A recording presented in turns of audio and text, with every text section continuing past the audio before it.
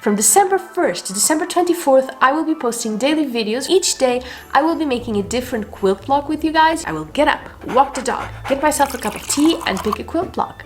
And then I will cut the fabric and make it. This is my very first Vlogmas, and it may just be my last because it is going to be insane. Will you join me?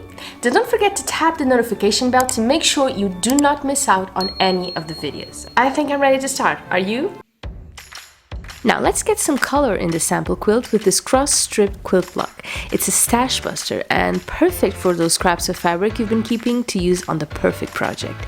This is that project, so go ahead and get your fabric strips and let's get started. A quick reminder that if you want to know about the materials, the tools, and the filming gear I used for this video, you can check out the links in the description.